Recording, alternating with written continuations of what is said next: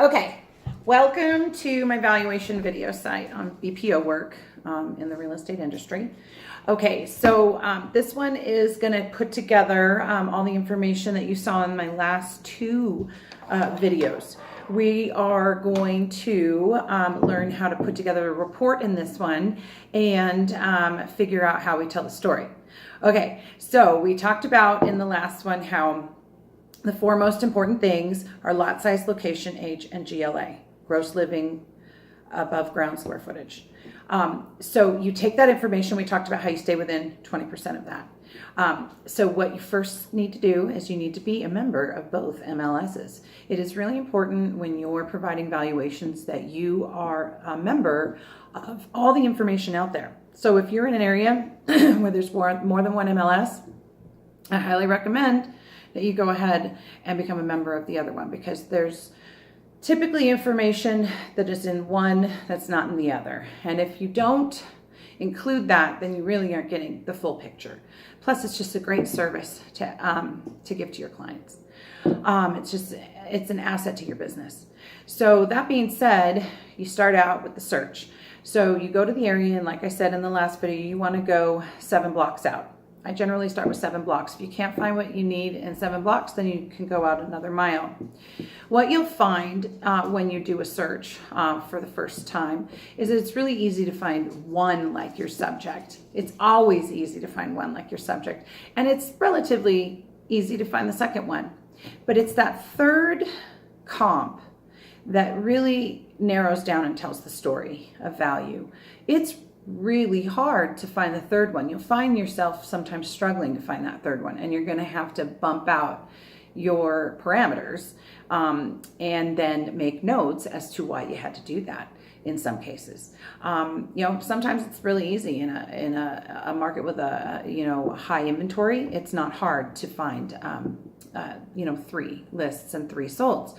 So that being said, you want to go ahead and start with your listings. You want to find 3 solds and then 3 listings, and then you want to pick out of that pool of candidates not the highest valued or the lowest valued, but you want to pick the top 3 that are most like your subject, and you want to kind of understand why you picked them and be ready to give a sentence or two as to why they were chosen.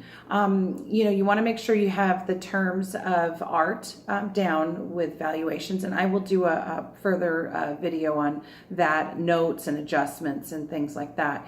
But basically, you kind of want to be able to look at 3 sales and go, I've ordered this 231 because of how they relate to the subject.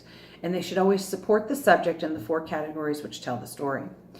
Once you've got 3 solds and 3 listings, you're going to see exactly what people settled at, which is the actual, most important values that you're looking at, because those are tested and trued and closed deals, compared to where the market is going on your listing side.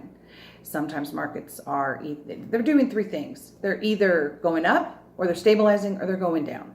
So somewhere within that, you will be able to see. You might need to bump out your history just to go, okay, on my listings, I'm going to go out 180 days because I want to see if there's a flow in the market, that I can see a change coming.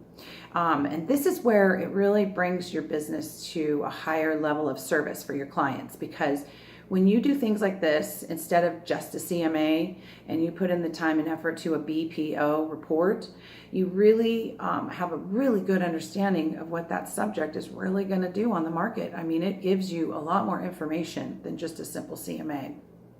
So that being said, you put these things in the report, you make good notes to support why you picked them, and you be prepared to have to loosen up those parameters in areas that are tricky. And those areas would be mountains, high-end properties, historic value properties, if you're extremely rural or extremely different. There are often times where you find something that's extremely unique and nothing like the other, and it's really hard to find something like it with unique build features. So in those cases, you really have to have a good term of art and a good gab in order to tell the client why you had to go so far outside those parameters to support that subject. So I hope this helps you on your BPO journey.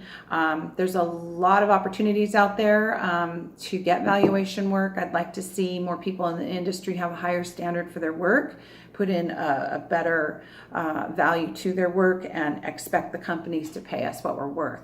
So keep doing it. If nothing else, if you're not hired to do a BPO, provide a BPO just to practice, or provide a BPO for a friend and see what they say. It would just be fun to test your skills at valuation. All right, I hope you have a very good afternoon. Thank you very much for watching my video. Check me out on milehighvaluation.com. All right, bye-bye.